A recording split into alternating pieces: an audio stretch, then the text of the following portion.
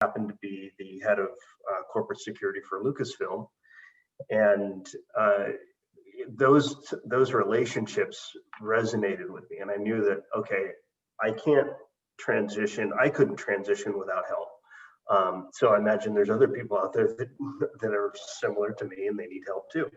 So what does that look like? And I started helping people almost immediately with transition and talking them through that, looking at their resume, talking to them about, what's the private sector like, what can they expect, things like that. And so I've always been there to try and help people grow and understand what the private sector is like. But the video series or these posts came from a guy who I've known for a very, very long time, Ray O'Hara, and I lovingly call him the godfather of corporate security because he's been in the private sector for a very, very long time. But he too transitioned in retirement from the LA County Sheriff's Department. And so we started talking on this video series where we started talking about doing the video or doing a podcast or something. And what turned out was, hey, let's just get on and just start talking about what the challenges are and what those things are. And so the videos came about from his kind of prodding me to, hey, would you start talking about this with people? There's so many great opportunities out there to have these conversations.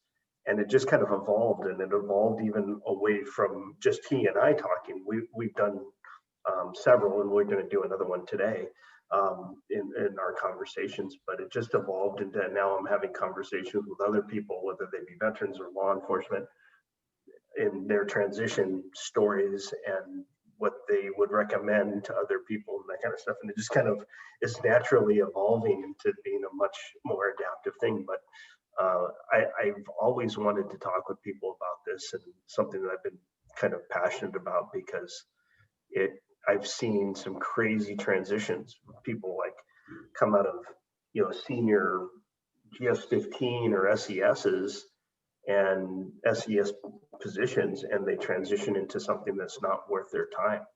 And I don't want to see that. I want to see them transition to something that they enjoy and that they'll find value in, and that will be a good match for them. That's the hard thing, is helping them through that, helping them realize that. So sure. It just kind of came naturally because I've always been communicative and wanted to help people. So I like it. Okay, I just had a few questions. I thought maybe we could go through some things that I had thought of, things that people have asked me about, which hopefully you can help a little bit with and share. Yeah, definitely. Yeah, anything I can do to help, because I know, when I was in federal law enforcement, the retirement piece is very important, and I a lot of people don't realize when they're in FLETC that, oh yeah, in 20 plus years, I'm going to be eligible to retire. What does that look like? So however I can help. That blind behind you, could you try pulling that down about halfway? There we go. How's that? Better. Is that better? Yep. Okay, I'll just I'll ask you a few questions here. I mean, both financial and job related. So, talking with Scott Walker here, who's a former federal employee and who has transitioned to the private sector. And Scott was kind enough to spend a little time with me today and answer a few questions that hopefully can help current federal law enforcement officers and get an idea of what the other side looks like.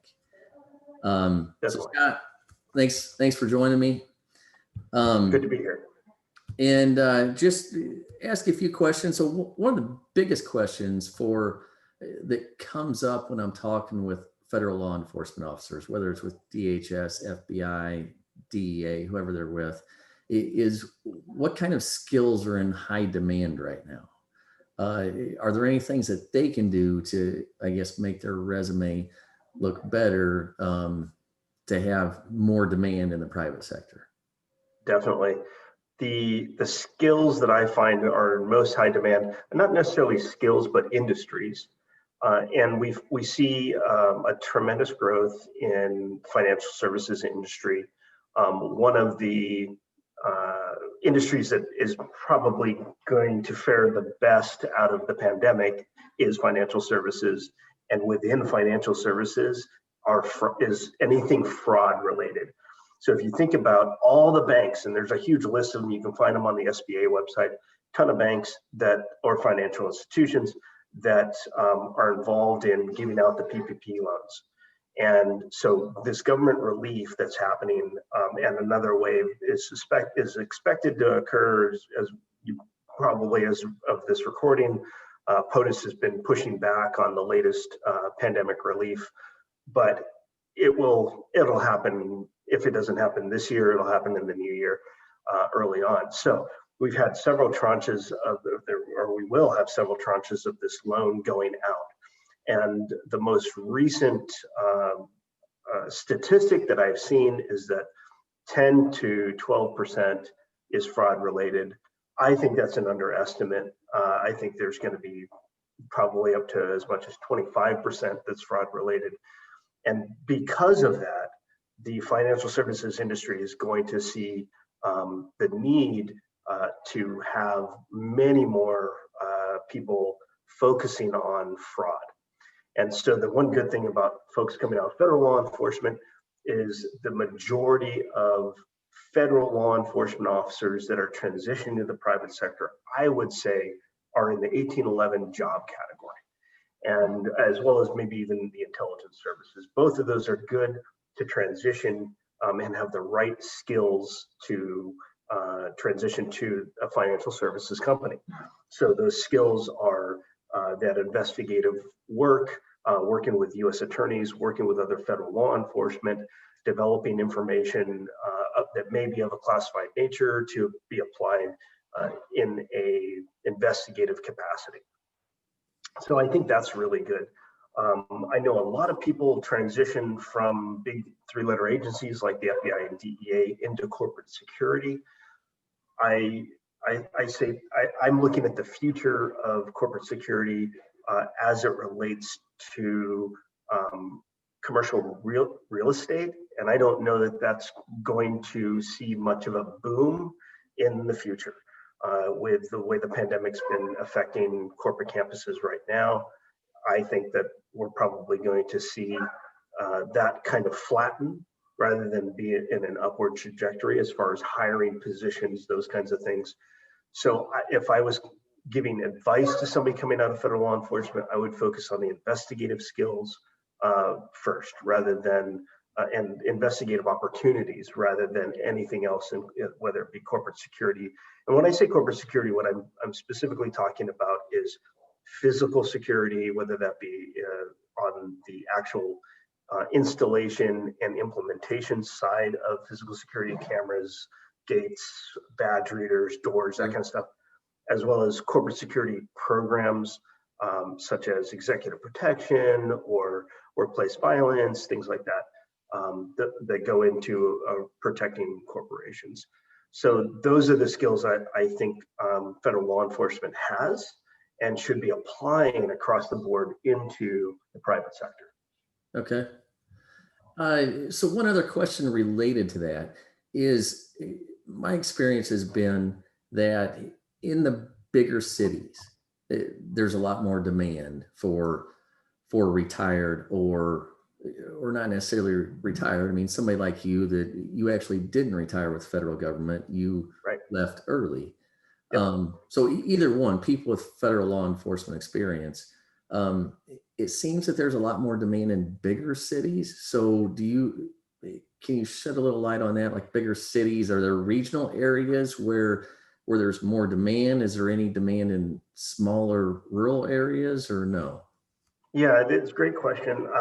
I'll tell two stories and then I'll explain why I tell those stories. But I've worked with several people in transition, whether they be military or veterans.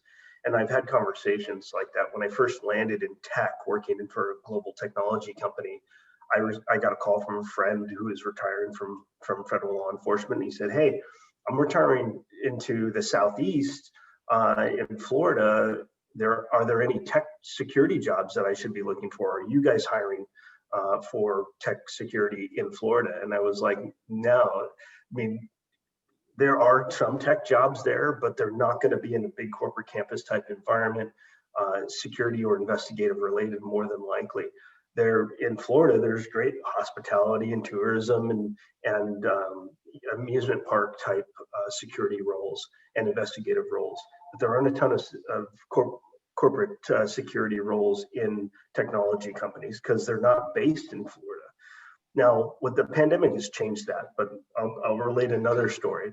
I had another friend who was transitioning from Hawaii and he wanted to move back home to Los Angeles. And he said, "Hey, I'm interested in a security role in Los Angeles." And I said, "Yeah, it's great. There's tons of great roles there. What are you thinking?" Now, he was a investigator, non-supervisory. And he said, "I don't know, I could be maybe the head of security for Disney." And I was like, "Well, the head of security for Disney is a retired deputy assistant director of the FBI. So just realize that you're probably not going to find the top security role without having another top leadership role in government." And so the misperception is, "Oh, I'm going to be heavily sought after and everybody wants my skills."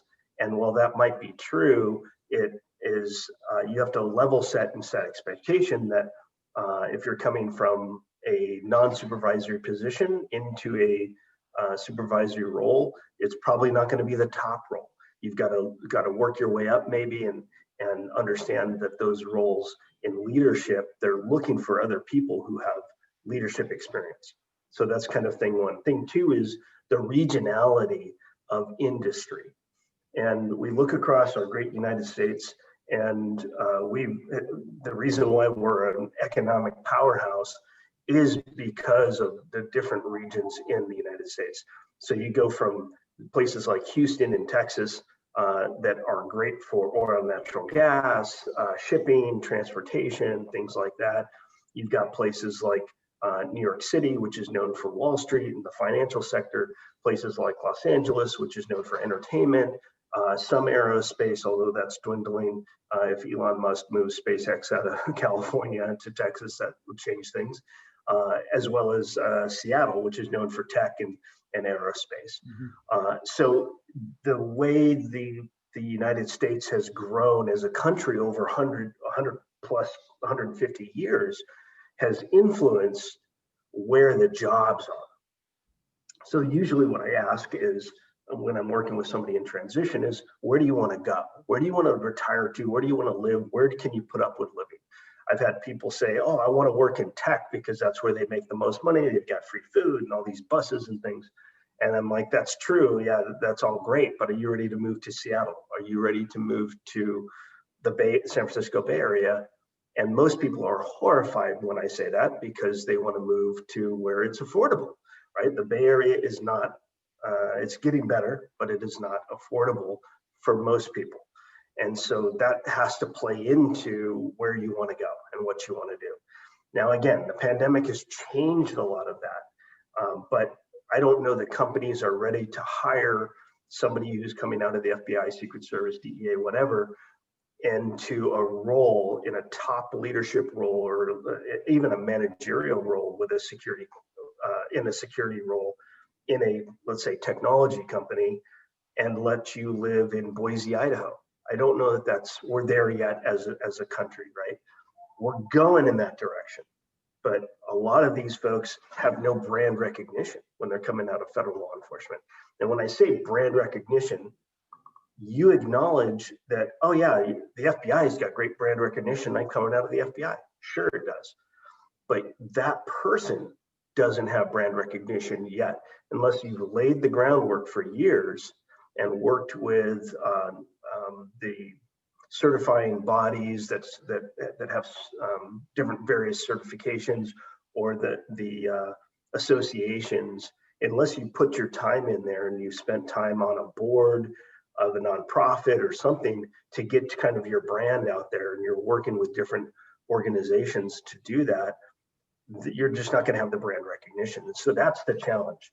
But what I recommend people do is take a look at where you want to go physically, geographically, and let's look at what businesses are the biggest there. And those are very simple Google searches. You could search, I live in Phoenix, Arizona. You could search the biggest employers in Phoenix. You would find that they're healthcare, by the way. And so if you're coming out of ATF, let's say, and you say, okay, I want to work in healthcare because that's big. I want to move to Phoenix, Arizona, and play golf a lot and be able to afford a home and those things. Great. What do you got to do now before you retire to make yourself valuable to a company like Banner or Honor Health that fits into your skill set as an investigator? More than likely, somebody coming out of ATF has got investigative experience and going with that. But can you transition into someplace that has a large health market and be valuable that way? So that's what people have to look at is where do you want to go? What are the industries that are there? Because more than likely, you're not going to just transition into the next 20-year career or a career for the next 20 years with one company. What I encourage people to do is look across several different companies and several different industries in a geographic location. And that should influence where you're going to go. I would love to live in Billings, Montana, but is there enough jobs there? Is enough industry there to support me? Because I know how companies rise and fall. They hire, they fire, they grow, they shrink. And I know you got to be resilient. And to be resilient, you've got to be able to pivot. And a pivot is, hey, I got a job today, but will it be there over time? And that's the big question mark, especially in the pandemic. That's a great point. And I've had unfortunate situations happen to clients. I'm thinking of one client right now. She retired from the Bureau of Prisons and started an auditing job with a contractor. And it was a good job, and she was getting paid well. The hours were good, and they lost that contract 10 months after she switched. And she's in a smaller rural area, and there just weren't other opportunities there. So that's it. That's a great point. That when you need to do some due diligence if you're looking at retiring, going into the private sector, and you're not ready to fully retire. So, leaving federal government because you don't have the security in the private sector that you do with the government. No, that's something I deal with a lot too. Is it's a different type of security for me. I actually like the ability to pivot, mainly because I'm kind of a nerd when it comes to business. I like trying to understand different industries and different companies and what their growth model is, and then what are the different positions that they're going to need there. One of the examples I give is Tesla. Tesla is pivoting out of California, and they're building a gigafactory in Texas. So what does that mean? Okay, well, that means that Texas is going to get, 5,000 new jobs, and I think they're just outside of Austin. So geographically, okay, great. That's good for the Austin economy. But what kind of jobs are going to be there? Okay, manufacturing, great. What kind of jobs go with manufacturing? You're going to have people that are turning wrenches on cars and putting together automobiles, right? Or trucks or whatever they're going to build. That's going to be true. But there's also support roles. There's security support roles. There's employee health and safety support roles. So what I know is when I see an investment, a multi-billion-dollar investment like what Tesla is making in the gigafactory in Texas, based on my business knowledge, and you're probably following along where I'm going with your knowledge of business, there's lots of other support roles around that. There's auditing support roles. There may be a few investigator support roles. There's legal support roles. There's human resources support roles that will go and be part of that 5,000 new jobs in Texas. Mm-hmm. So as I look across the way business is flowing, the way people are doing things, the states that are open, the states that are closed, and how that's affecting business. Um, I caution people now from jumping out of government because of those points about security. If you have a job, you might want to hang on to that job just for now. Let's figure out where we're going in 2021. I think we'll have a better idea by summer of 2021 how things are turning out, whether that be pandemic-wise or political or even geopolitics with what this most recent hack by Russia or alleged hack by Russia, the way China is progressing in their expanse in Asia Pacific and growing their islands, what's going to happen with Taiwan, like all of that influences the global economy along with a pandemic. So when people decide like, I'm out of here, I'm leaving, I'm retiring from the FBI, I'm tired, or I'm retiring from federal service and I'm tired of dealing with it for whatever reason, just realize that there are unknowns, but it's not impossible to be resilient in this environment. I think things will take longer. It'll take longer for people to be hired. It'll take longer for people to move around. A lot of the programs that in corporate security that were very impactful to a business. For example, travel security is a program within most corporate security. Big international companies have a travel security program. That means that you've got employees that are flying around the world and you've got to account for them. You've got to take care of them. You've got to ensure that they're getting from point A to point B. Maybe you have to ensure that they have safe transport. Maybe you have to assure their health, things like that. So those programs in corporate security are going to be diminished because people can't travel. There's a travel ban right now with the UK.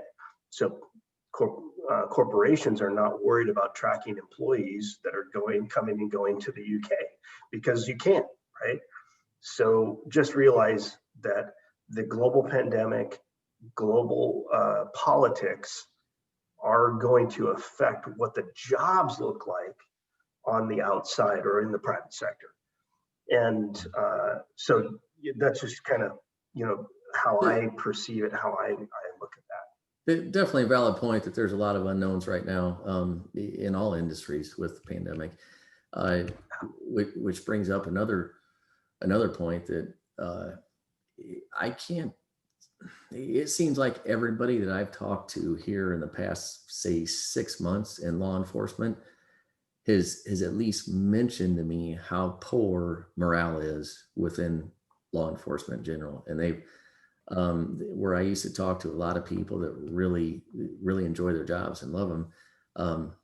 Lately, it's with this push against law enforcement, it just puts a lot of law enforcement employees in bad positions right now, and a lot of them wanting to get out of it. So I had one guy telling me that he said, it's ugly right now. We're struggling to hire qualified people, and anybody that can get out now is getting out.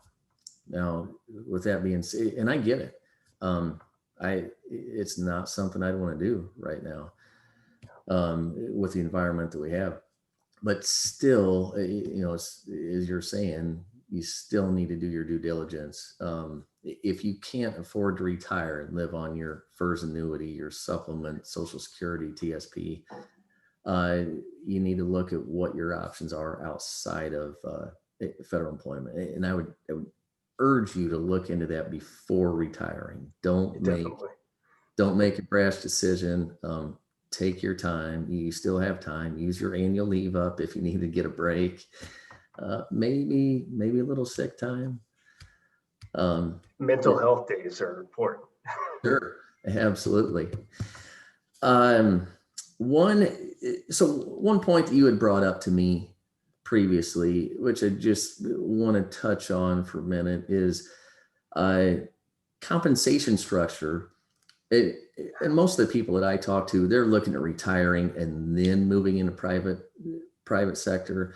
So looking at, maybe a 5, 10, 15-year career after federal employment. However, there are those that do look at doing it like you did, where, maybe they get 10 years or something like that in with federal law enforcement, and then they see opportunities outside of government that interest them, which, as we talked about, is different in many ways, but it's different compensation structure as well.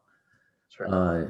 So with the government, you have your pension, you have your matching, you have great health care, but a large source of your, I guess, of your benefits is comprised of that pension.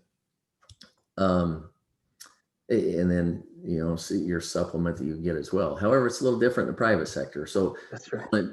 Give us a couple points of how it might be different. Yeah, definitely. So let's go salary, benefits, and I'll say retirement, but I also mean stock. Okay. So it goes back to that geographic industry kind of mix, right? Some of the highest paying roles are going to be in finance and technology, because that's just basically how they pay. They want the best people, and they can afford to pay you. One thing's for sure, banks don't lose money.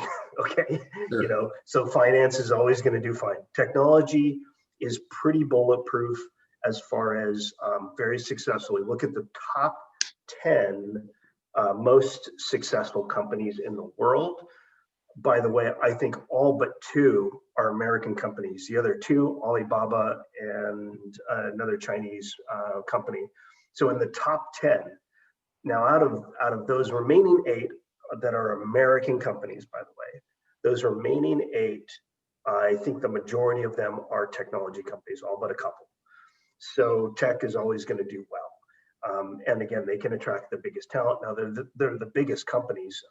Apple is one of the biggest companies in the world, right? Even with its valuation, is quite a large company. So industry matters, and location matters. You live in the Bay Area of San Francisco or New York City, you're going to have to make a 200K to kind of be able to afford what we would call a normal life. That's 2 cars, a house, and kind of the nuclear family option. If you go to places like Texas or Arizona or Florida, those similar jobs, the salary will vary. But let me talk about the hierarchy of leadership in a, what I'll say, corporate security wise. In a corporate program, you'll have at the very top a vice president, a director, senior director, some type of position like that. It also may be called CSO, Chief Security Officer. Then you'll have managers and supervisors, and then essentially line workers. Directors manage programs or regions of the world, or other managers. They can also be in charge of the whole program. It just depends on the size of the company and the makeup of the company. And when I say program, I mean very broadly, a very broad term for security, which may include safety, which is something I had to learn. I had to learn a lot about employee health and safety, OSHA requirements, things like that. Managers manage supervisors or programs that are maybe smaller, like you could have a manager of insider threat. And insider threat meaning looking for people that are exploiting the weaknesses in a company, they're stealing information, they're bribing other officials, things like that. And then supervisors supervise workers, and workers don't supervise anybody, but they do the work that needs to be done. Workers are also called ICs, individual contributors. So you may hear that term in business a lot. And that means non-supervisory, but you're doing a specific task or role or job. So depending on the region of the US that you're in and the industry, directors who are in charge of much bigger programs or bigger regions of the world, or the whole program itself, are probably making depending on I'm going to give a very broad angle here, but it really depends on the type of job that you're doing in the industry that you're doing in it. But you're probably looking at anywhere between 150 and 350 K per year. So on equivalent on capacity with a GS15 and above would be where I would expect to see the equivalent in federal service be able to transition over to. Mm-hmm. So if you're leading people in federal service, you're probably looking at a leadership role in the private sector of some sort. And again, depending on the size of the company, I mean, shoot, big companies like Boeing or Disney that are massive, GE, you know, they're probably paying their folks above 350K a year. But those positions are very few and far between. You know, the other roles within the private sector that federal law enforcement could transition into is some things we just talked about, like investigations. And that can be, you do have investigation leaders, directors, managers, so on, as well as investigators themselves. Investigations roles could be anywhere between, depending on where you're at, 75K to 200K. You know, if you work as a vice president of investigations for a large insurance company like USAA or Farmers, you're probably making north of 200, depending on your location in the world. So with all that said, it really does, as far as salary goes, it goes back to your location. Where do you want to retire to? What do the jobs look like there? What I recommend people do is start talking to people that are in those regions that are doing those jobs and ask them.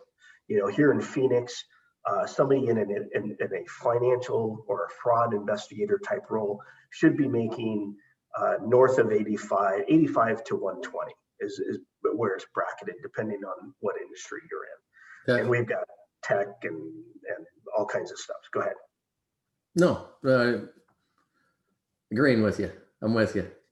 So let's talk about benefits, and then we'll talk about retirement.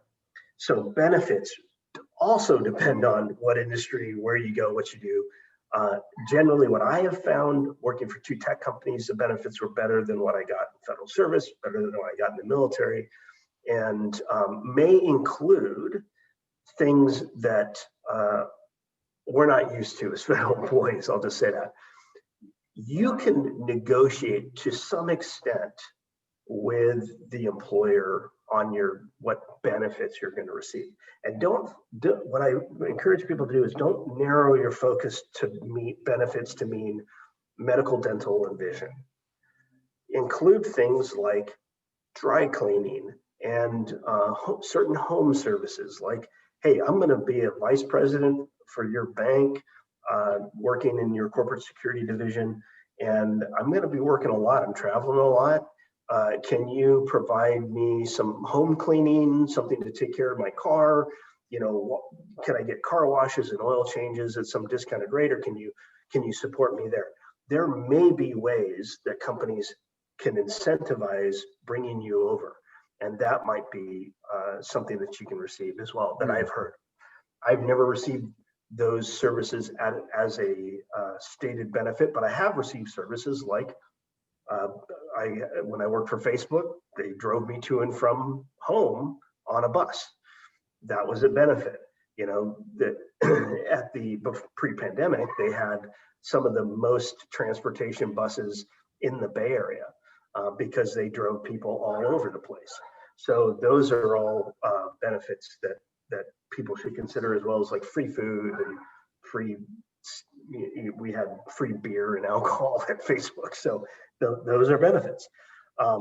Retirement.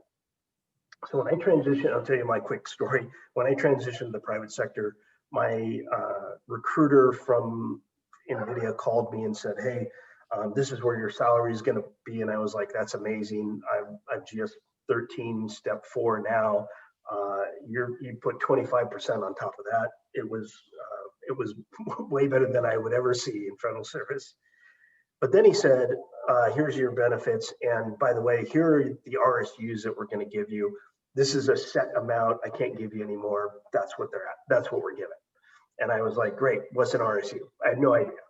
And so he educated me on what an RSU is. It's just essentially stock that vested over time. What that meant was the longer I stayed in the role, the more stock I had. Same thing for every year I would get a bonus. And the funny thing was at NVIDIA in the early days, they were giving tons of stock away. And I was like, I just give me cash. I don't want the stock, because it was $13. It was Sure. virtually worthless. Now, knock on wood, take a look. I don't know what the stock price. I can't look at it anymore. It freaks me out because it's $400 or $500, something like that. $520, I think was the last time I looked at it. So it did amazing over the last 6 years.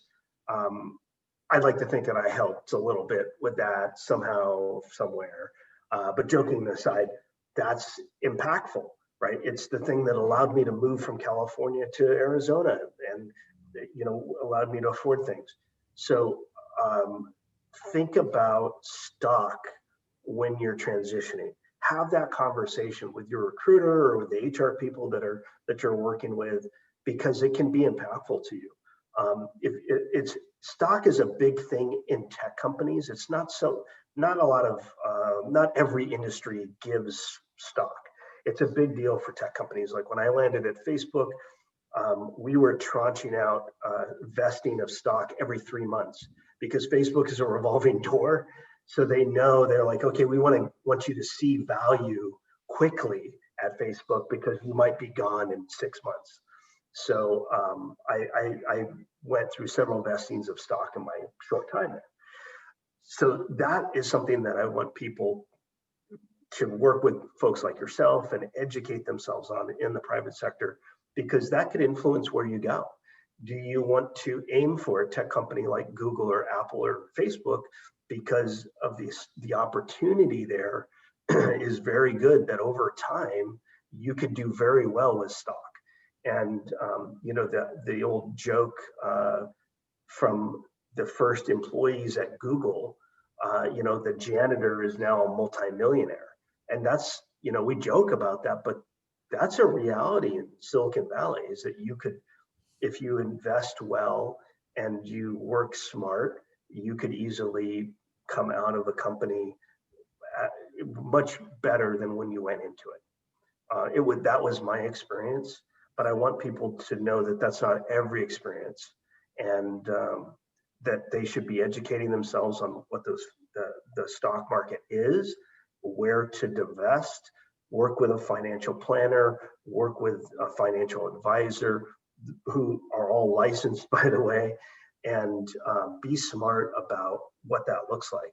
I also had a 401k with NVIDIA and Facebook, and those are things that you can carry with you to different organizations.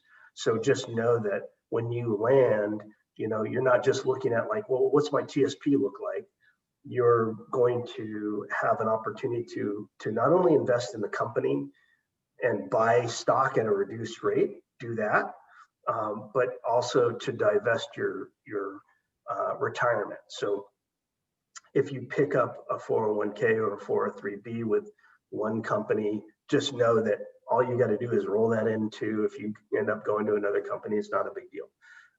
And those retirements can travel with you, but be smart about it. Ask questions early on. The recruiter or that first phone call you get, they'll ask you, hey, do you have any questions? Yeah, talk to me about your benefits package. What does that look like? What kind of things do you offer? And my experience is most of the time, they're going to be truthful with you.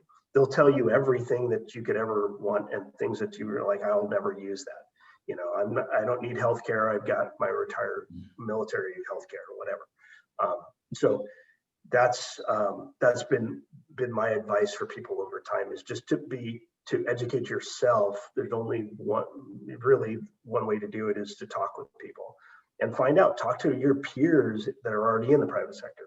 If you're part of the FBI Retired Agents Association, or I think it's called the former FBI Agents Association, ask them. Talk to the guys that are at Boeing or at McDonnell Douglas or at Google, and find out how they retire? What does that look like? I think that's a great point. And there's, and we're talking more about bigger companies when we're talking about this, but a smaller company may not have much luck with that. But if you're looking at a bigger company like the tech companies you're talking about, Boeing, any large company, if you're working for a federal law enforcement agency, there's likely going to be people that have retired from there that are now working at that company. So you can do it. There's a couple different ways to do it. I mean, you guys may have chat boards, Facebook groups. I don't even know what. That's right. I've seen, you've got the FLEOA, Federal Law Enforcement Officers Association. Yep.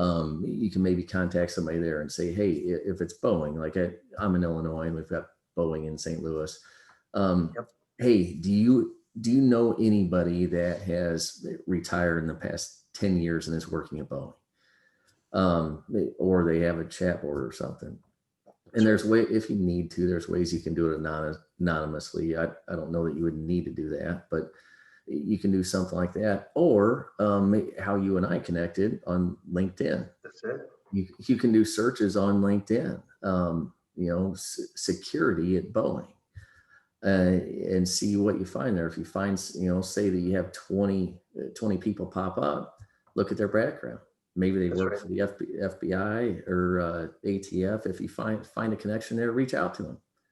A lot of people are willing to help. There's a lot of people like Scott willing to help other people out that are in situations like what they were previously in. So I think that's a great point. And no better way to learn than by talking to somebody who has firsthand experience.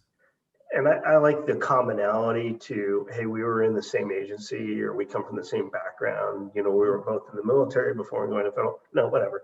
And because I think that they want, for one, there's some due diligence that can be done there. If it's like, I don't usually talk to people that didn't work for the CIA. There's ways you can check each other's backgrounds out and do that kind of that. When two dogs meet, what do? They check each other out, right? And so I like finding people with common backgrounds. If you're coming out of New York Police Department, go find somebody who's also coming from New York Police Department or St. Louis Police Department.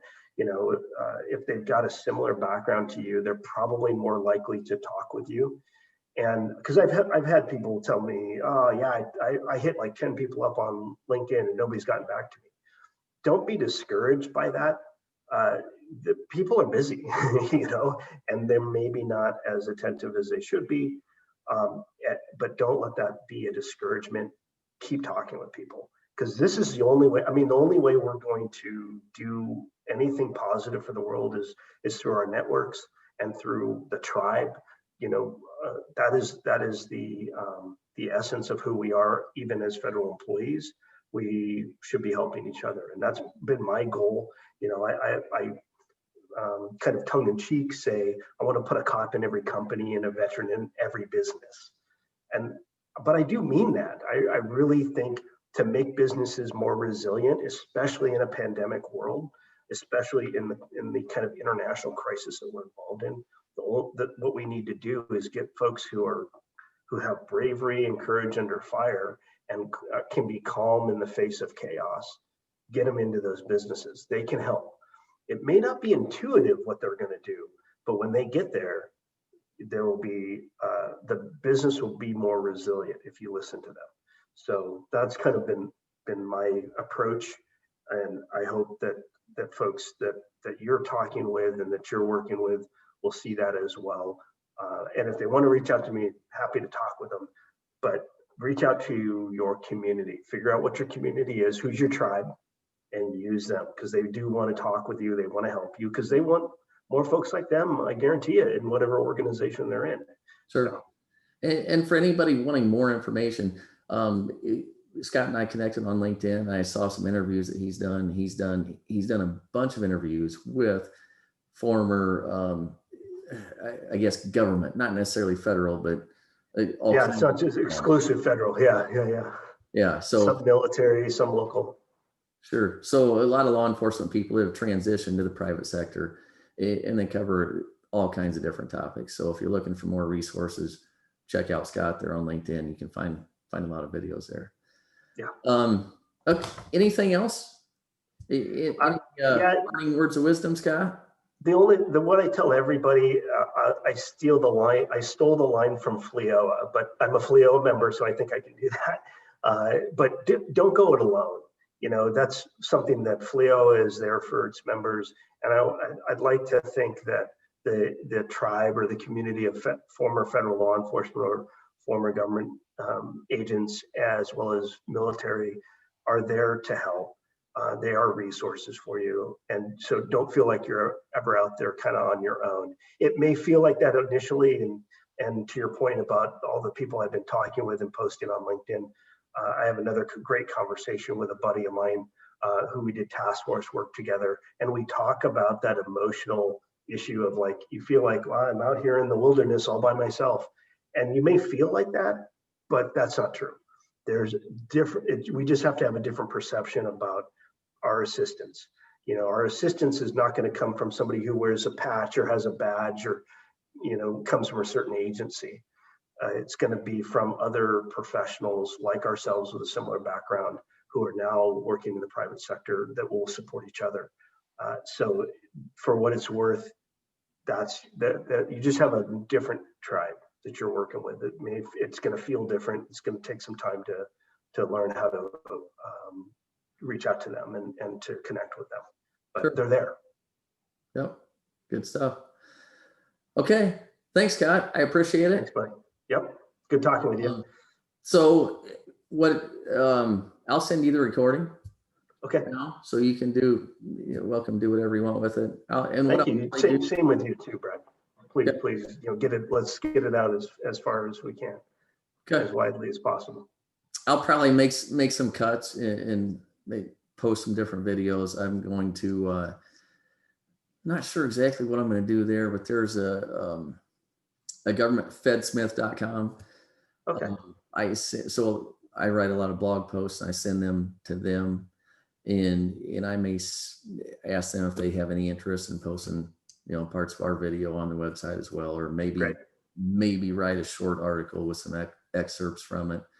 And if I do, I'll let you know. Yeah, please do. Yeah, and if you send me a link to the article, I'll put it out on my social media and broadly as we can. We'll get the word out. I think this is a really good way to reach out to folks. You know, I think a lot of folks, especially going into the holidays, a lot of people are going to be sitting on their couch hopefully watching football, but who knows? You know, maybe and hopefully with the